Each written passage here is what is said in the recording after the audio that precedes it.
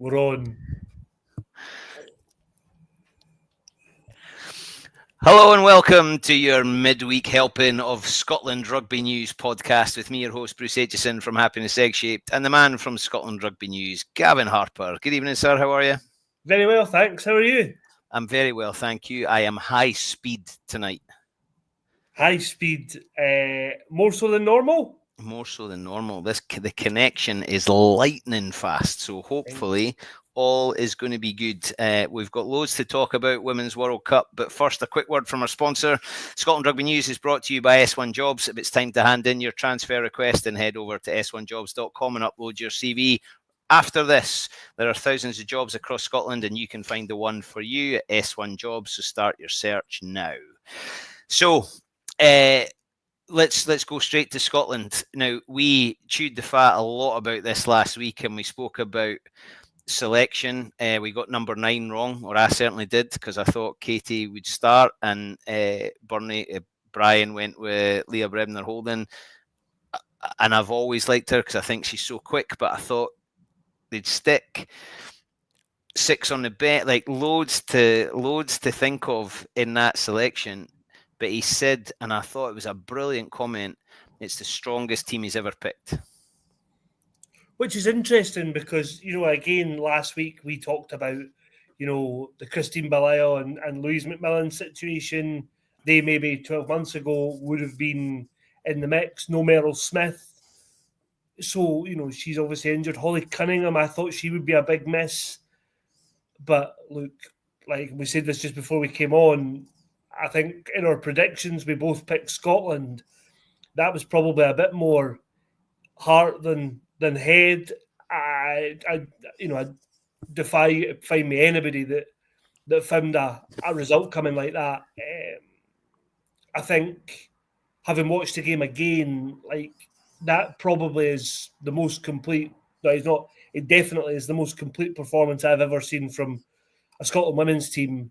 It's up there with the most complete performance I've seen from a Scotland team, and I think it's not that often, with my sort of pessimistic hat on, it's not that often when these games really, really, really matter that Scotland teams produce a 8, 9 out of 10 performance, and they did that. And with it, they've almost guaranteed themselves a shot at the quarterfinals. A win this weekend probably gets them there. So, it couldn't have gone any better. And yeah, I think much to all our surprise, it was very comprehensive. You didn't often wind me up, but you can't almost guarantee. You either guarantee or you're all like. You know what I mean. I do know what you mean, but get it right. I'm going to speak to your English teacher, journalist, and anyway, you're right though. And complete. Do you know a player? And this is harking back, and some listeners and viewers might not remember him. Remember Jonathan Humphreys when he played at 10 for Ireland? I always thought he was professional because he never seemed to waste any, and everything was really calculated. He wasn't a particularly off-the-cuff kind of guy. He didn't produce moments of magic. He just... David Humphreys with the scrum. David Humphreys. When he kicked with unbelievable accuracy. He was what I would have called professional. It looked like he was doing his job. Yes. I think Scotland at the weekend looked like they were kind of doing their job. Everybody was crystal clear. They executed things, like even when they made the mistake and Lana dropped it, and we've seen that a million times where a drop ball and the defence kind of freezes or doesn't get it right and then somebody reacts. There wasn't a panic. The ball hit the ground, Nelly picks it up and then executes a prime 2-on-1. Like absolute, like Rona, I think Rona even had a go at herself on social media when she gives the pass to Fran and says, I think her caption was, I pass now. Do you know, I think it was the culmination of everything that's gone before. And you always hope that's going to happen. You want the cup final performance when it's a cup final. But everything appeared to come to that point. Was was back, Bonds was fit, Ellis Martin has gone through and came off. The front row didn't look like they were missing anybody. The bench came on and added to what had happened. Brebner holding at 9 worked. Katie coming on worked. Fran McGee, sensational. And now everybody wants a piece of Fran McGee. It like for Brian as well, class. Like the timing of it could not have been better, because now, you know, I was probably twitchy last week saying we'd have to pick our full team against both Wales and Fiji. I now feel more confident that we can rest a few against Fiji and still go and put in a performance. Yeah, and I think that's it. You look at the level of that. The win was number one, obviously. I think, though, the level of that performance gives me more confidence that you could make changes this week. And, you know, and when we talk about changes, you know, you're not, because the squad's 32 and there's 2 out with injury, you're not then talking about making 10 changes. You're talking about maybe 4 or 5 of your probably key players, the ones that you absolutely don't want to be injured for a Canada or a quarter final. Right, I'm going to butt in there. Right, so we think that's Brian's strongest team he's ever picked. Yep. You're saying the changes made are to the leaders, the big players. Who do you genuinely think he's going to leave out? He can't leave all of them out. I think, no, you can't leave them all out. But I think, and this is where it comes down to again, a change might be managing somebody, so you might pick. I think Jade maybe goes in, but I'd be interested to see who for. Well, Jade's out. Oh, sorry. Right. Okay. So Jade how and far behind I am. Jade and Lana will both miss Saturday. Lana's got, I think, an ankle problem that is believed to be not significant, and Jade has a hamstring injury. So that, again, you probably look at Jade and Evie Gallagher as the only options at 8.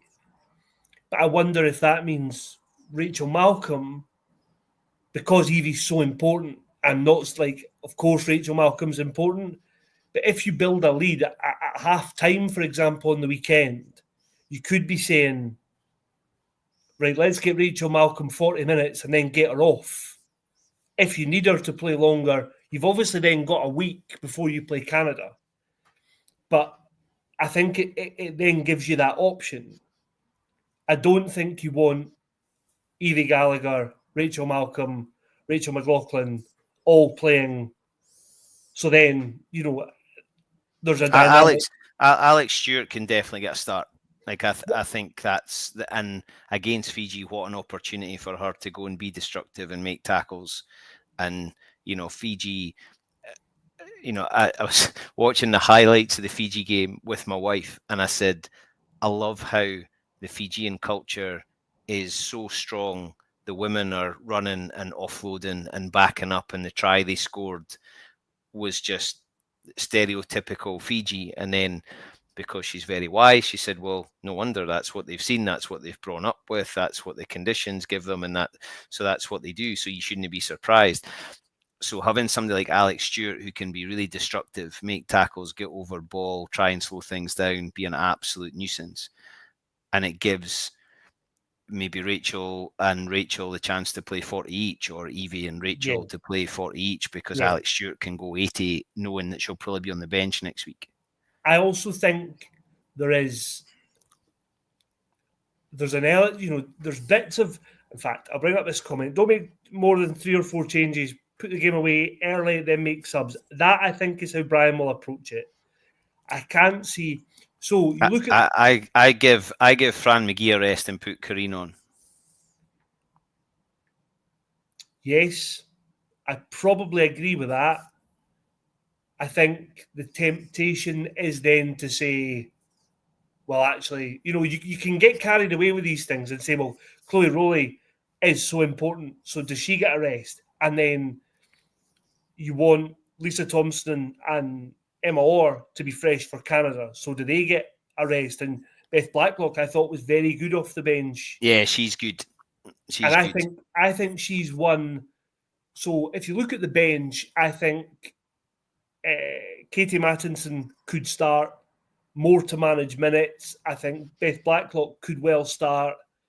Ellis Martin, I thought was terrific. I think she'll start, obviously, because of Molly Wright will then have to cover hooker. So there's maybe a bit of rejigging the front row. But I don't think that's a bad thing against Fiji. I'm interested what Brian does around 9, because that felt like Leah Brebner holding tempo, play, and Katie come on to almost close it out and manage the game. So where does Rhea Clark fit? Does she come in this week, start, and Katie does the same again and closes out? Or do you start Katie and give her a 9 shirt, knowing that next week she's potentially back in 21 or 22, depending on what he does on the bench? I'm really interested to see what he does around scrum half. Yeah, I think that's it. I think, and I didn't think we would be having this debate, because I honestly thought we would be saying, well, Scotland, even if they'd won, but it had been close, they still need to win and they still need to give that big performance. But I think you can almost say, well, look, we beat Fiji last summer by 50 points. So we know we can beat them. And I actually had a quick look at that team, and a lot of the players we were talking about, I'm going to see if I can try and find it, because a lot of the players we were talking about were on the bench, and I just wonder now. So the Scotland team that day: Chloe Rowley, Rona Lloyd, Emma Orr, Lisa Thompson, Fran McGee, Meryl Smith, Katie Mattinson.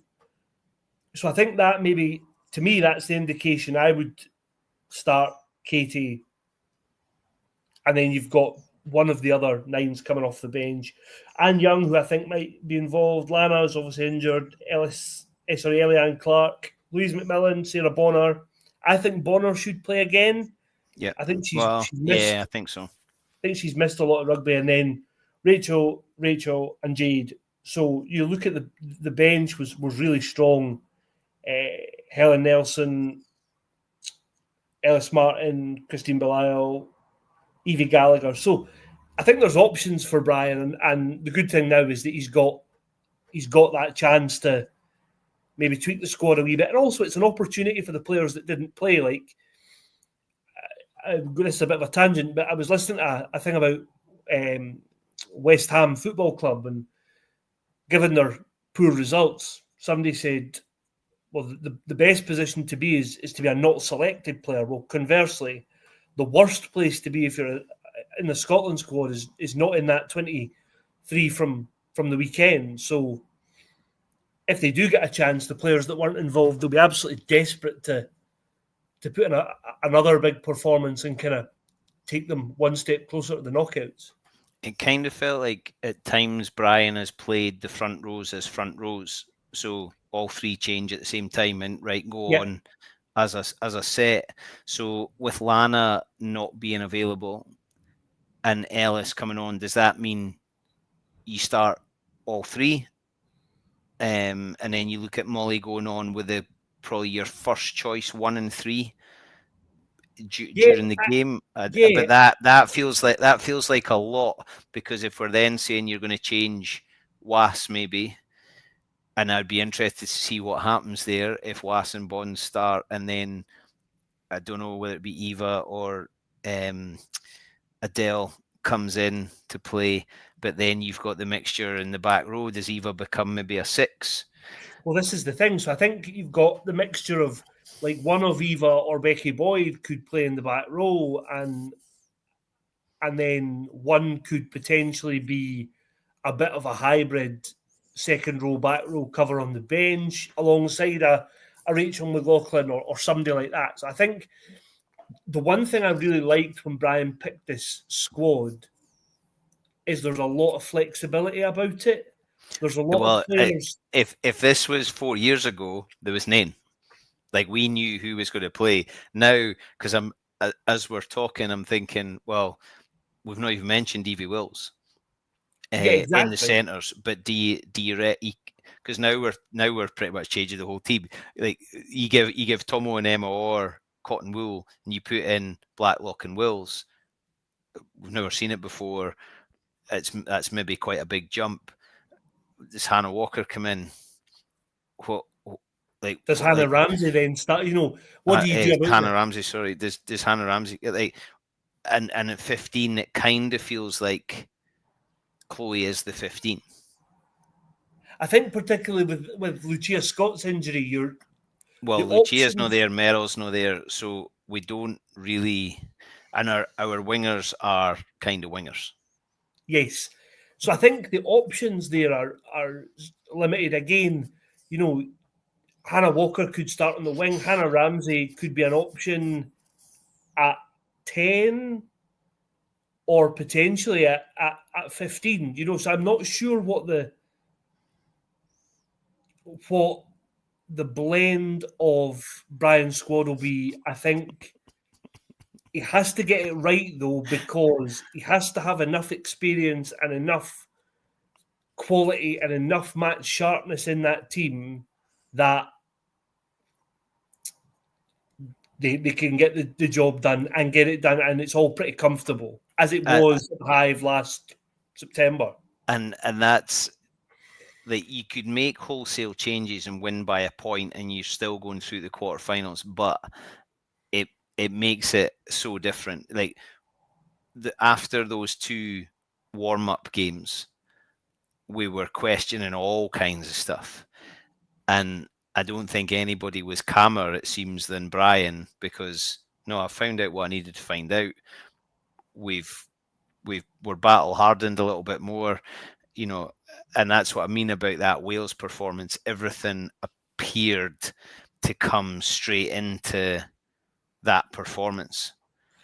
Yeah, and I was really surprised because there's been, and we've talked about it, there's been so much chat about the contract and the uncertainty and the future that, like, that could have been, and we've seen it in the past, that would have been too much. So I think one of the most pleasing aspects was to see that they had clearly shut all that out and just allowed themselves to go and play rugby. There's just another one here. I think only make injury enforced changes, keep as much sharpness and chemistry as possible, put the game away early, and I would be, to be honest, I think we've got carried away in the last 2 minutes and made 14 changes. Well, but the beauty is we're having that conversation that for Scottish women's rugby has not been the conversation, and if we didn't do that, then we were finished 12 minutes ago. Yes. So let's all in the game. Just you cool your jets. We then need to be wrapping up straight away. Another one, just very quickly. Are we getting a new manager? Right, we'll come back to him. We will get to this, but it's maybe we'll come back to that. So right, so we don't know, because hindsight is the greatest gift given to humankind. Brian could make changes. Blacklock and Wills get hat tricks each. Alex Stewart makes 24 tackles and gets 8 turnover, and all of a sudden you're thinking, right, what do we do for Canada? I don't disagree with all in the game at all, and that's kind of where I was last week. Yeah, we then win convincingly, and it's like, right, give them the wee. But the players want to play. Rachel. If Brian went to Rachel Malcolm and went, I'm going to rest you this week, I'm pretty sure he'd be leaving that not with a black eye, because I don't think that's how she behaves. But I don't think Rachel would be overly professional athletes. They had the day off. They went to the cricket. They've been training. They've got a little bit of time off tomorrow. They're going to be raring to go. And Rona didn't get the time and space that Fran got. She's itching to get going. Chloe Rowley's the same. I mean, Chloe Rowley wants to score hat tricks. But the beauty is, it just looked like as I say, everything came to pass, right? Give it to them, let them go and do their bit, and we're confident they're going to do their job, and then I can concentrate on mine. And scoring early was great. When Wales replied, it was like, oh, this is going to be blow for blow, because that was kind of not easy, but Wales did that really well. They responded really well, and then Scotland just went for it. Yeah, and I think just to pick up on your point, so Beth Blacklock spoke yesterday about that sort of whole squad effort. So there's a couple of bits of it that I think are really interesting. Everybody's helping that performance. Something that really shone on Saturday was the fact there was so much togetherness on the field. It's tough. So he talks about the Fiji game now. It's tough because everybody always plays, but at no point would anybody be upset that someone else is playing over them if it's the best thing for the team. We're here for an entire tournament. We're here to show the world what Scotland can do. That comes from all of us. And I think they really showed at the weekend that they've bought into that. This idea that it is very much team first and individual second. So I think to your point about Rachel, I think if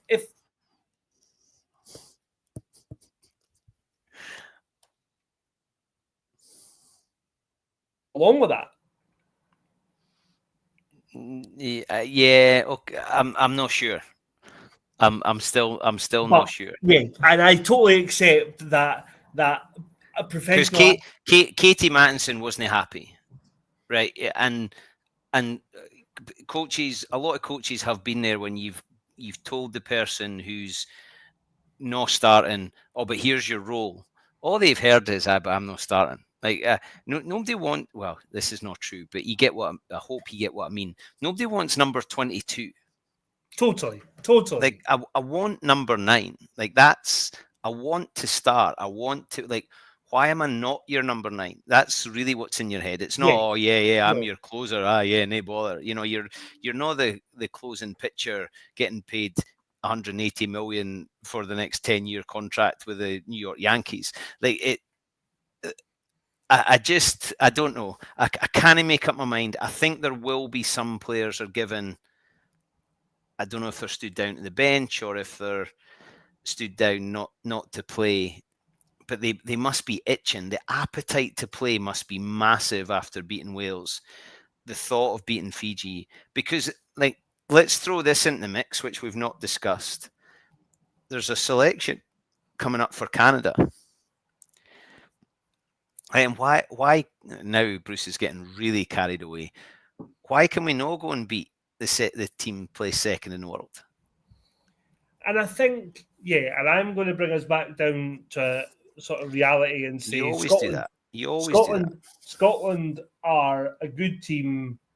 And as I said last week, I think to be the best of the rest would be a target.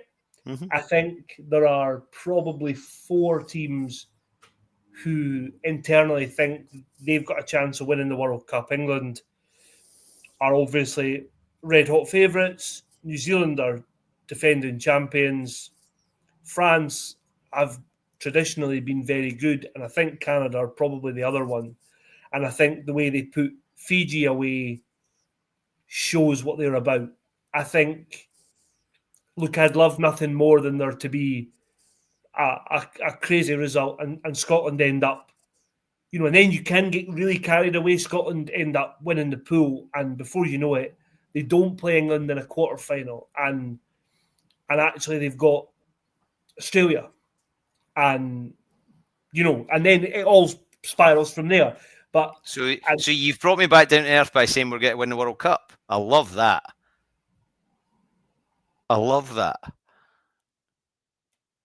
So you're saying we're going to beat Canada, we're going to avoid England, we're going to play Australia, and then we're in the semi-final of the World Cup.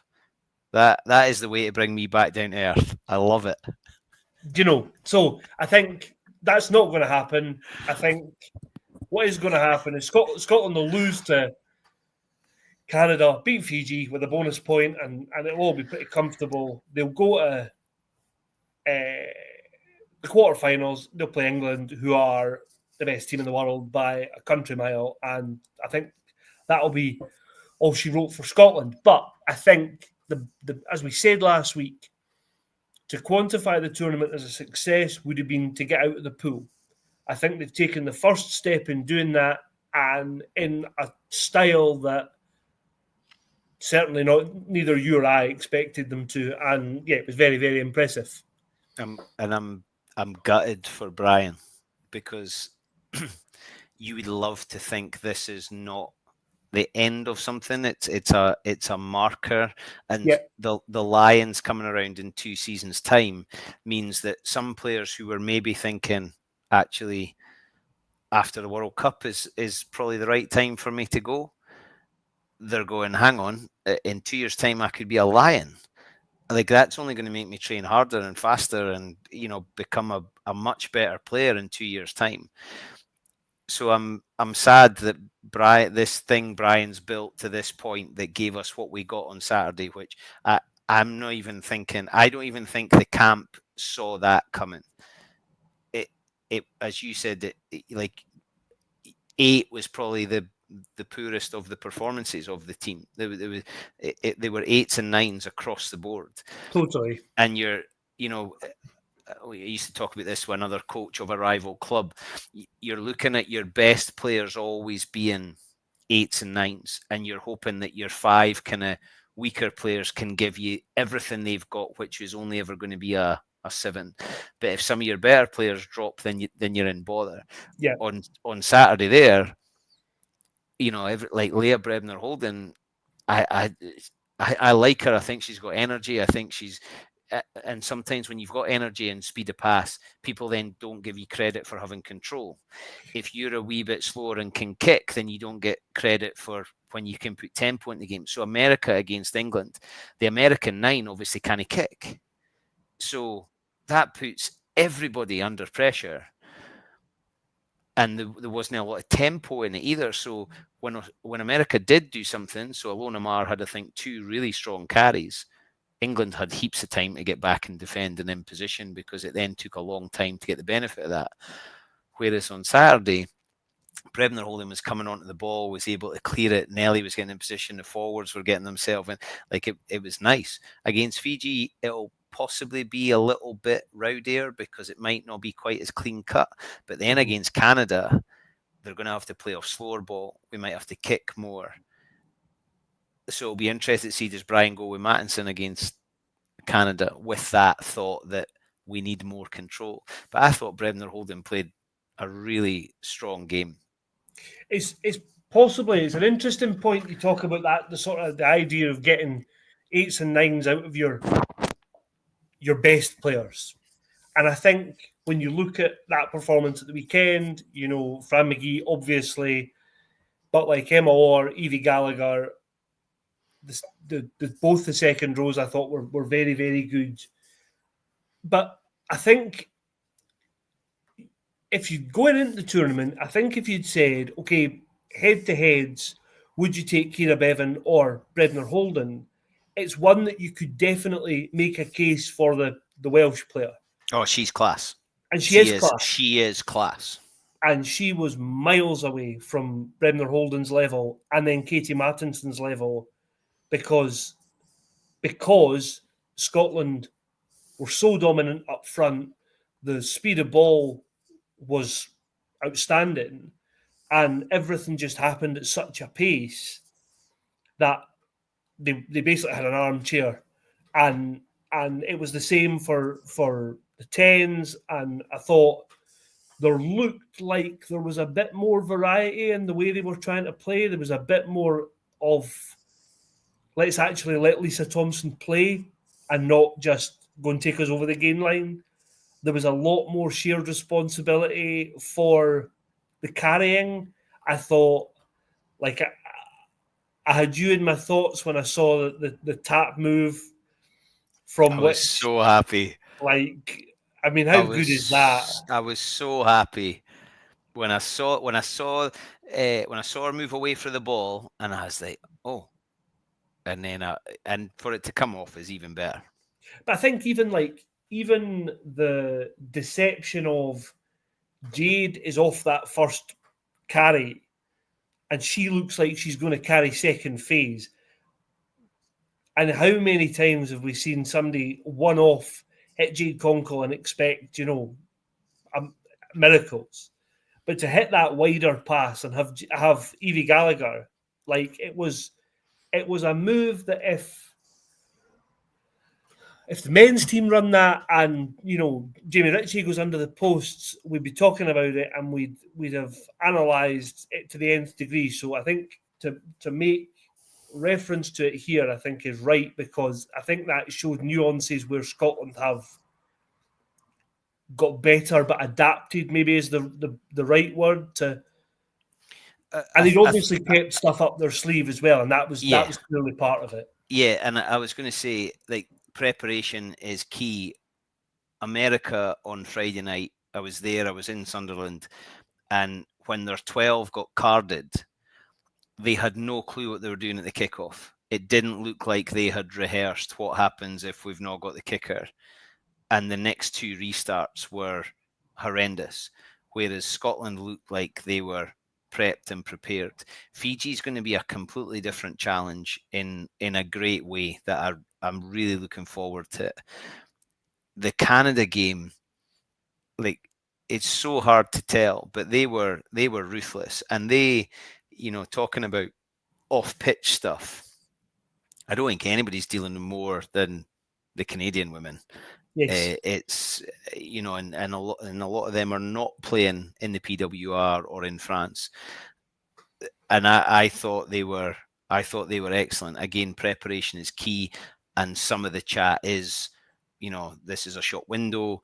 What an opportunity for you. Go and enjoy it. Forget all that other stuff, and that's how, that Scotland squad in Brian's time, and I don't just mean as head coach, I mean as assistant coach as well, they've been through a lot off the pitch together. So when the whistle goes, it's like, all I have to do is rugby. When they're at training, all I have to do is rugby. We can just get on with it and prepare. And they're so desperate to do well for each other. And they take the role of role models really seriously. When you see there was 59 female bigger rugby players. How good was that? They were sitting in front of me in Sunderland, and I think there was 15 adults with them, and ages for 12 to 18. What a tour! Friday night, America against England at Sunderland, staying in Newcastle, down to Manchester for Saturday to watch Scotland in their best performance of the professional era, and I mean the professional era is in the last 30 years. Of the game being pro, not the women's game. Yeah. Unbelievable.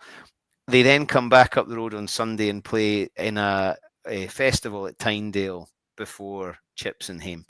What a weekend. Yeah, brilliant. And I think that shows the growth of the sport, but also the demographic of the fans are just not the same. And we've talked about this loads, but there's definitely work to be done in terms of the way that women's rugby here is marketed, because you see, and I know, like, success obviously helps, but it's marketed in England to almost a different audience, and that there is a separate audience for it. I think here, I get what you mean. I'm not sure. I'm not even sure it's an additional. There's a lot of people like us. Like, I love it. I absolutely loved Friday night. There's huge but crossover. Then people that we've fought, and the experience, the atmosphere is so positive. It's a different feel. It's not better or worse. It's just a different feel, and it was class. And to think, if you'd even said 2 years ago, bigger rugby club are going to take 60 kids on a weekend tour for rugby, you'd be going, aye, like, what have you been smoking, big fella? Like, class, absolutely class. And I bumped into a huge number of folk, like Scotland supporters, at that game, and I bought tickets for the opening game because at the time we didn't know who was going to be playing where and what, and I lucked out that I got to see Alona Mar in America and England, and in a full Sunderland Stadium of Light. It was an amazing thing. I'm gutted I wasn't in Manchester on Saturday because it looked magic. Do you know, I saw a few folk having a go on social media actually because they tried to get tickets. There was a lot of empty seats. Yeah, I did think that, but I think the way it worked was that you could buy a ticket for both games. So I wonder if, because Scotland were the Right, later okay. game, if people have been in for the Australia Samoa game and then Gotcha. left, and Gotcha. that's where the empty seats come from. Because I think the attendance was given as more than 10,000. So there would have been spaces, but there wouldn't have been, I think, the number of spaces that the empty seats maybe looked like, if that kind of Gotcha. makes sense. Okay, well, I'm glad you explained that to me because otherwise I was a bit frustrated. Class, and looking towards Fiji, let's not look any further. You know, go and win well. I would love to see the defense really step up. Like it would be like, can we keep Fiji to 0? Can we give them a donut and take that in? I don't care who's playing. If we could nil a Fijian team that wants to play, and if you give them space and you give them a soft shoulder, they'll find the offload. But going into Canada, you know, denying Wales a lot, to completely deny Fiji going into Canada would be a really strong statement to send. I'd love to see that. I'm absolutely buzzing for the games. I just think it's such an opportunity, and it will be, if we do end up playing England, what an event! Like that will be a fantastic event, but what a gutting thing to do to draw them in the quarterfinals of their home World Cup. Yeah, I mean that's as tough a gig. If you look at sport, you know, there's not many tougher than playing them at home, especially in a World Cup. I think, just to touch on the thing you said there about the defence, if we look, and this is maybe a bit bigger picture than I expected to discuss tonight, but sometimes, and the easy answer to the question is sort of staring you in the face. And Tyrone Holmes has been in that setup now for a long, long time, and he's done such a good job that if he's not first on the list as a candidate to replace Brian Eason, I hope that's down to his decision that he wants something else, because to me he's the obvious choice.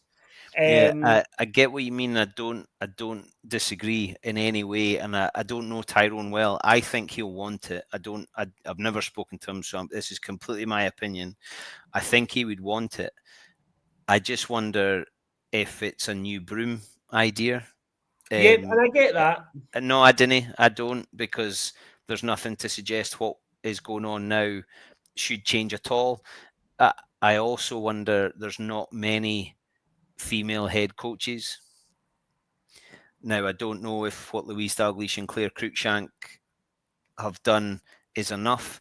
I think Giselle Mather's potentially in the mix. Joe Yapp's coming back for Australia. So, you know, Tamara Taylor's coaching the under-20s. She's got experience. I know it's with Sweden, but Tamara Taylor's done a fair bit. I would be interested. I'm really interested to see what it is. I would be gutted if it wasn't somebody that's already within the system or is Scottish. But it's not my decision. Exactly. Basically. And I think that was a point worth making. I just think Tyrone's done a brilliant job. Yeah, and, I agree. Just a quick one here from Carolyn. If anybody will know, it's somebody whose profile picture has the handsome Brian Eason in it. I wonder where Carolyn Freeman gets her information from. Yes, so I think we can safely say, thanks to Carolyn, that clears up the ticketing information. Yeah, well played. So just last point on this before we maybe take some of those comments on there about other things. When we're talking about playing England, I'm just looking at the top 10 world rankings that came out. I don't know if it was yesterday. So Scotland moved up and are 6th. Now, I don't understand how these things are calculated, and I don't really care. You and me but both. Scotland are somehow or other 77.39. I don't know what that means. It's out of 100, but I don't know what that means. You then jump a fair chunk. Scotland and Ireland are close. France then go 85. New Zealand are 88. Canada are 90. England are 97.76. Yeah. But they can never be 100 as far as I can gather. Think But that's right. but they must be getting very, very close. Like I think, if they win the World Cup, I think World Rugby should just go, do you know what? We're just going to make you 100 out of 100, because that is, yeah, I think they end up being 99.99. Yeah, it's. I think that shows, if you look at those rankings, I think it shows the gulf in the top. I think I've got this right. Top three are top two are both above 90. so it's 97, 90, and then it goes New Zealand 88, France 85, Ireland 78, Scotland 77, Yeah, Australia 76, Italy you know, 75. So it gets close. 70 to 85 is a huge jump, and that's reflective in the standings of all the teams. It's reflective of how long they've, or how far on the journey in kind of professionalism they are. But as I say, look, I think if Scotland can be the best of all the rest of the countries outside of those, then that's got to be Scotland being sixth in the world at rugby is very, very good. I'd echo what MD says, money or what. Being sixth in the world for the number of players we've got, active players we've got, and the professional rugby opportunities that we don't actually have, that is ridiculous. And Ireland are a wee bit in front. If I was talking about them beating Canada, the chances of 90 beating 77, some mathematician on here might be able to work it out, but it could happen. Like, statistically, it could happen, but it's very, very unlikely. Yeah.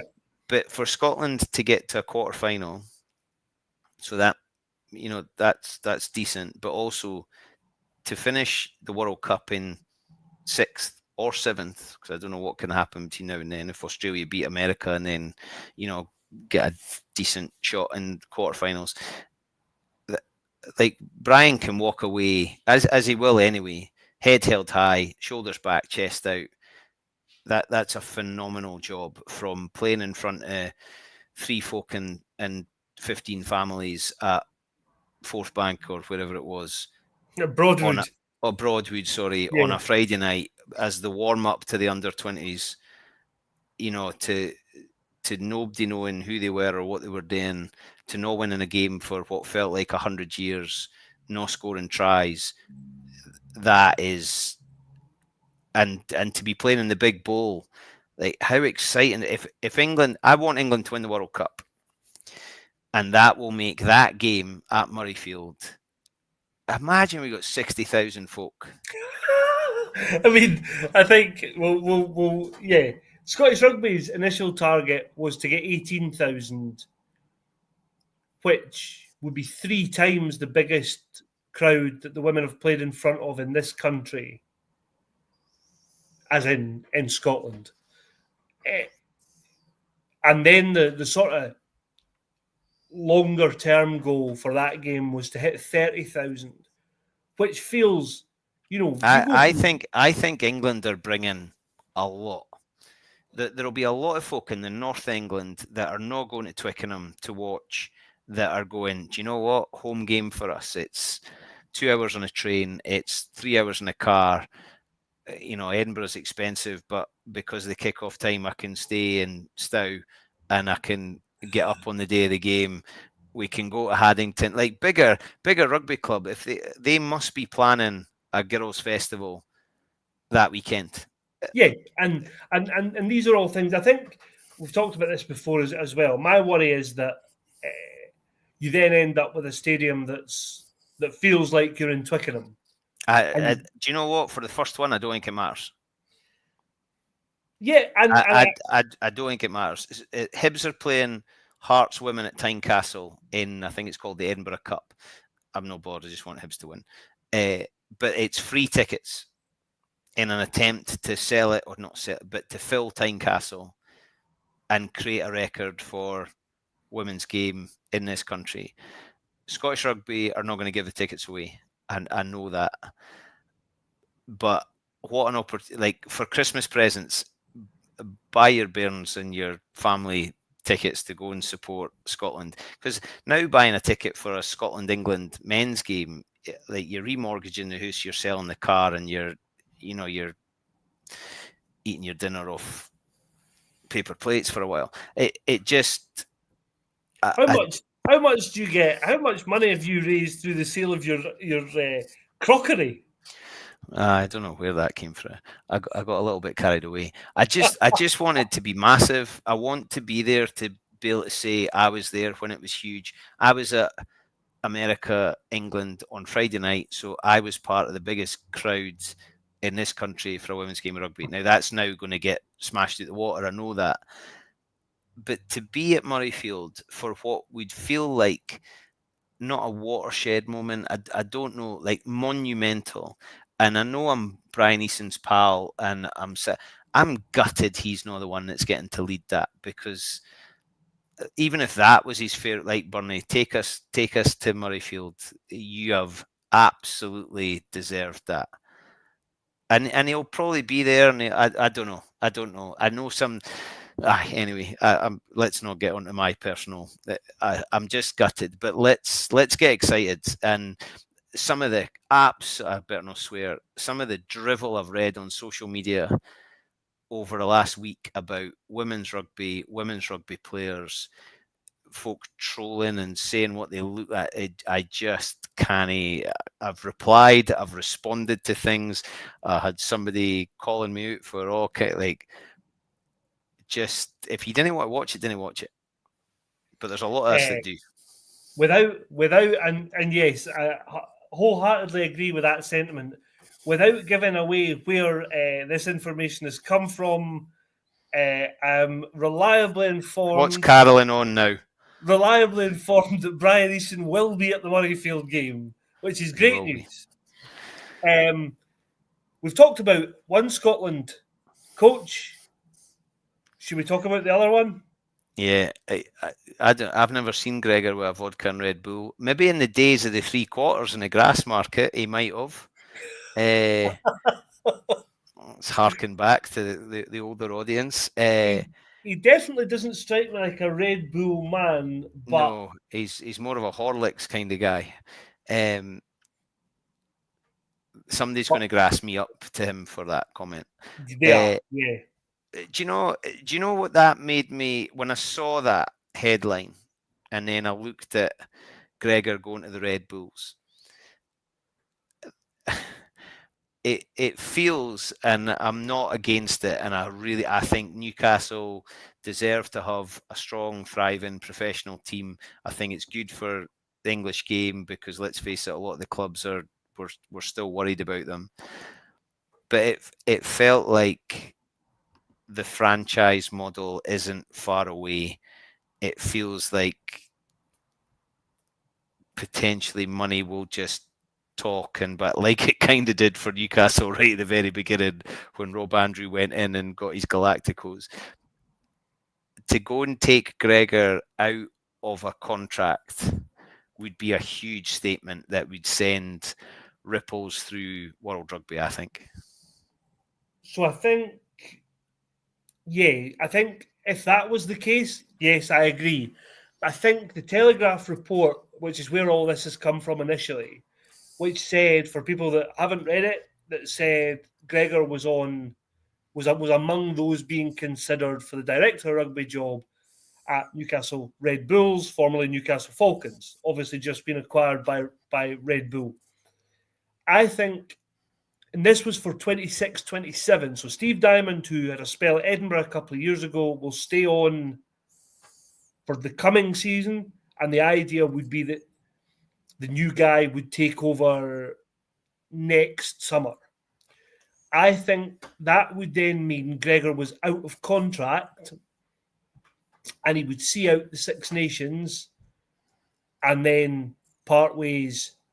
Now, I've written about this for tomorrow, so without giving loads away, I think it makes sense. I know what you're saying about the money, and I know Gregor doesn't have a connection as such to Newcastle, but I think there are not many.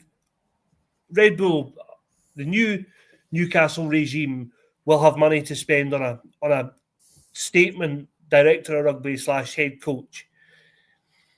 There is no other job that would mean Gregor could stay where he is in terms of where he lives, and he would get the same salary or a very similar salary.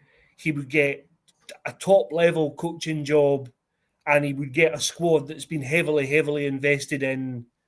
And I think they've made some big signings already this summer, I think.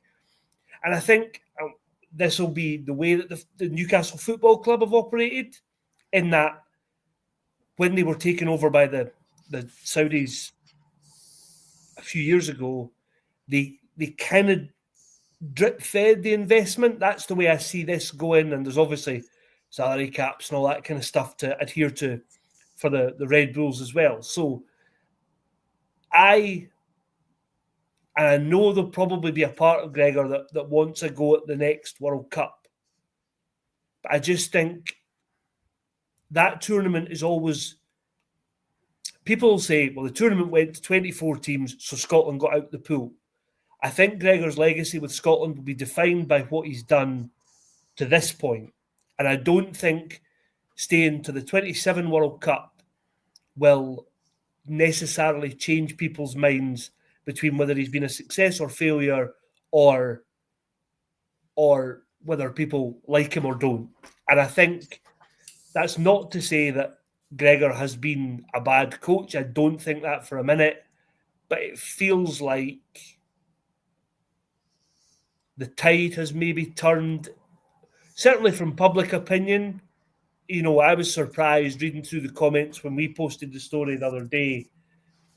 There was some people who were really vocal about, you know, enough's enough now, let's try something else. And that maybe wasn't even the case 6 months ago. So, yeah, and Gregor also hasn't been hugely committed in his words when he's been asked about his future. That struck me as being a difference from when his contract has been running out before. So I'm not 100% convinced that he does want to stay to the World Cup, and I think an opportunity like this might be too good for him to turn down, given all the stuff that goes with it. Yeah, I think that, to me, that's the thing. It's if he says no now, he'll never get to do it again, and you would never know. And Gregor, you know, he played Super Rugby. He went to play club rugby many moons ago in Australia. He played Sevens. He's been a British Lion. He's like, Gregor has, and he's been a British Lions coach. He's kind of done everything, but he will still be not done everything. He's had many experiences. He's not necessarily won everything, but he's had. And Gregor could easily go to Japan. Gregor could easily be in France. I was a bit sad when he became Scotland coach, because I thought he'd maybe missed the chance to go and coach in France, because at that point, Scotland coaches haven't necessarily ever gone on to do much more. They've certainly never gone any higher. Now, the only thing you could really do higher would be to go to New Zealand or England or Ireland or France maybe, but to go and win stuff in club rugby, that's not really happened. Gregor, I don't know what he'll likely pick up thousands for being a consultant somewhere. But to go to Japan, to go to France, that those things could still happen after Newcastle. So I think if they do genuinely make the move for him, I'd be very surprised if he doesn't go for it.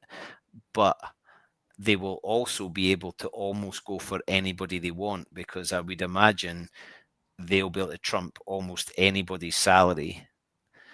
And I would love to know who's advising them. So do you want Gregor because you want Red Bulls to play Gregor's way, or do you want like does Finn Russell become a Red Bull? It's interesting. It is interesting. I think that's the way I see it, is that they will drip feed that investment so that they're adhering to salary caps, and it's not like all of a sudden you turn up to play Newcastle Red Bulls and they've got Antoine Dupont at 9, Richie Mwanga at 10, and a pack full of South Africans. I think it'll be a lot of us would be headed to the road to watch that. I mean, we might be heading down the road to give them a watch anyway. There's a lot of folk in Kelso and Jed getting excited again, because when Alan Tate and Gary Armstrong and Doddy and there was a lot, and because there was a lot of disquiet with the professional game up here, there was a lot of borderers were Falcons fans. Yeah, and look, I think it would be a good, I think Gregor taking that. If the approach comes, as you said, I think he would be. I think he would be foolish to turn it down. I also think the other part of it is Gregor's 52. So he's not an old coach, and I think he's got a long time before he takes these consultancy roles, and he could also become a bit of the figurehead in the way that you've just mentioned Rob Andrew. Gregor's obviously not going to be back on the pitch, but he could become the guy who turns Newcastle Falcons from a bit of a joke, if we're honest, in the last 2 or 3 years, the sort of perennial basement dwellers, into who knows what, are they challenging for titles? And I think that the idea of that project, as I said before, he's not going to get something like this with all the benefits to sort of personal life that I just think it all feels. But again, we've seen reports. I read a report a few weeks ago that Finlay Christie, the Peebles-born All Black scrum half, was going to sign for the Falcons. I believe that now not to be true. They've signed Tom Christie, so maybe there was a bit of a cross wire there. Who knows? I heard it was Bob Christie. I mean, Bob Christie and Gregor together at 9 and 10 would be quite. No, it wasn't. It wasn't. It was old Bob. It was Bob that runs the furniture shop in Hoyk. It was Rob's old man. I heard he was signing. I mean, it gets to the point where fantasy can run away with you, because Otoji will be there as captain, and Dupont will be playing at 9, and Christian Cullen will be at fullback. It just starts to get to a point of. But I think there is a point to this question. Would you take Ronan O'Gara as Scotland head coach? Because it opens up this debate again as, well, if it's not Gregor, then who? And unfortunately, I don't think the next Scotland coach will be Scottish. So if that's the case, then you want the best, and O'Gara's not far off that at the moment. I think he would also, although he was a bit of a pantomime villain for a while and still kind of has that, I think his TV persona has really helped. I think him being a pundit has stupidly got him as much respect as anything he ever did as a player or a coach in other countries. I found this before the Lions tour, that I don't know if this is maybe a perception, and if it is, then I've obviously maybe got it wrong, but I always felt like Ronan O'Gara was quite disparaging about the success of Scottish players, or the talent of Scottish players. And I was surprised on the tour how enthusiastic and how complimentary he was about almost all of the Scots in that Lions squad. You think of the clip of him and Dan Biggar chatting to Finn, and it's like you But very, very rarely get bits of TV that are like that. No, you don't. He's a lot like Gregor, though, in that he's a student of the game. Yes. So me at the beginning going, oh, I'd play Jade Conkle, and you going, oh, she's injured. Like, I've completely and him calling back Skelton for club instead of country makes me a little bit sick in the mouth, and we're back to rugby calendar and like ridiculousness again, which makes me sad. But if I'm the head coach who's next on the line for league performances, and of course you're going to call back Gigantor to come and play for you. Why would you not? I think he's an excellent coach who seems to understand the culture of creating a culture, but I also think he's ruthless. Like if you've not got it right, I think Ronan O'Gara knows, and he can tell you exactly what it is you've not got right, whether it's a technical, tactical, or psychological thing. He can see right through you. You're not hiding anything from him. He will call you on your BS, and I would have loved to see him as Scotland coach. No, is he the right person after Gregor? He can't be far away. Like I would love the next coach to be Scottish, but I don't see who that would be. Is that the reason for your no? Is purely that you would want the Scotland absolutely. coach to be Scottish? Absolutely, and I have that we can discuss another time, but I do have a bit of an issue with coaches from other places coaching, because I feel like it plays away from some of the things that made your nation what it was. Now, it's not a rule, it's just my view, but I think if O'Gara came in, he would be a good successor to what Gregor has done. Is he as close as, though? Because, you know, if you think of the psyche and the mentality, because he's Irish, like, and the sort of Celts thing, like, does that play a part? You know, do you think he would get it more than, like, I'm thinking of Franco, because we're back again to our first, you know, and I know it's because of the all in the games question, but the first person we've mentioned is Ronan O'Gara without thinking about Franco. And I don't think it's so much thinking about Franco. I think we're back to a comment I make quite often when we're on here. We have that local bias that Franco's our favourite because he's here.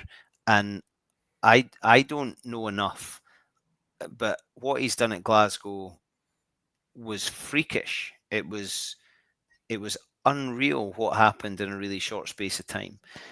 And his stock was never higher than it was this time last year, because he was the URC coach, champion coach. The season that, but you can only coach what you can coach, and it's been a real challenge for him. And you miss Xander, and like there's so many things that go into it.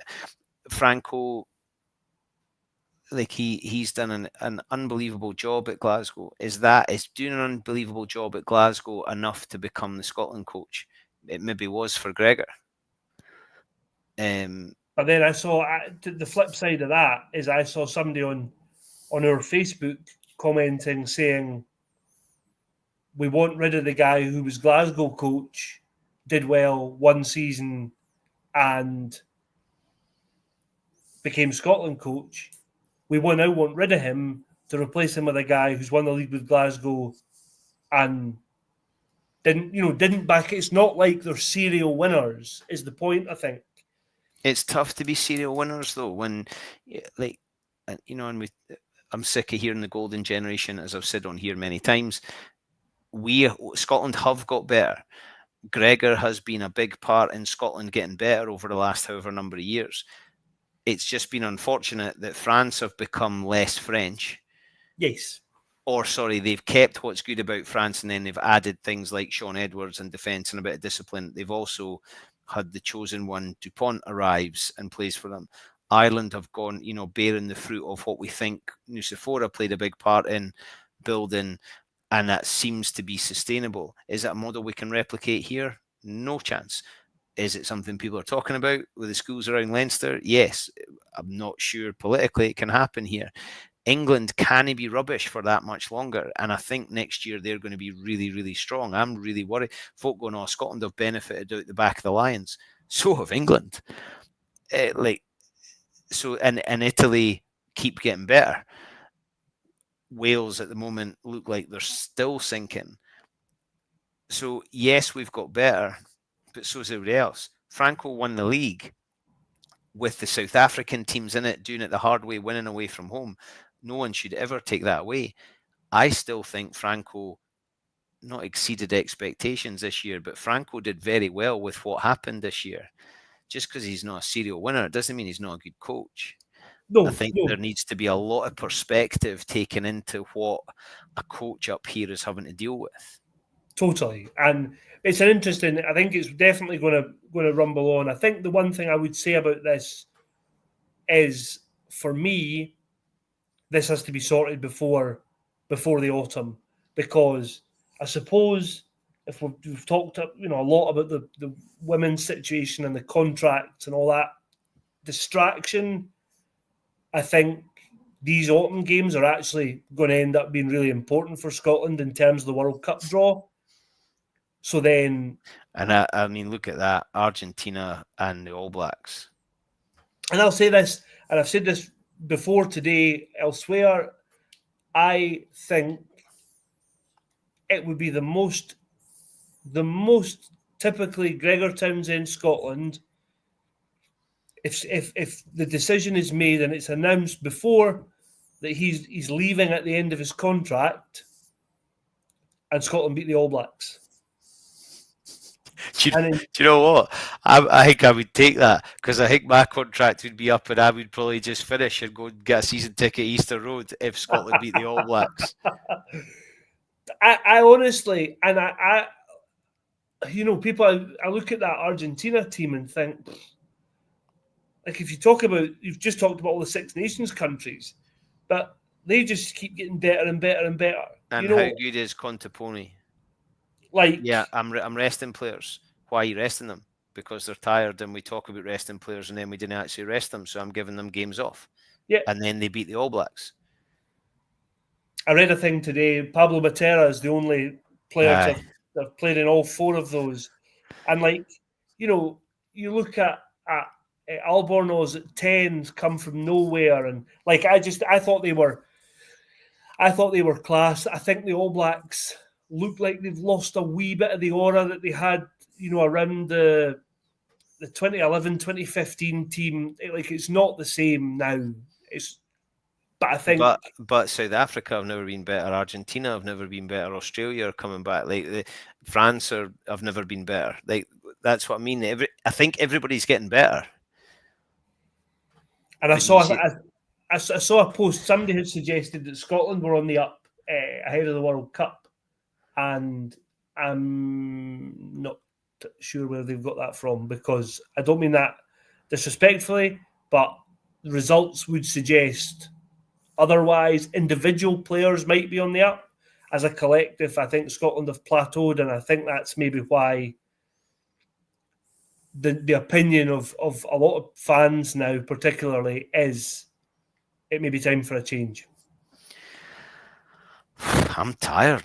We thought that was going to be... You said after about 14 minutes that we could have wrapped it up 12 minutes ago, and we've now done an hour and 8 minutes and everybody's away to sleep. We're the perfect cure for insomnia.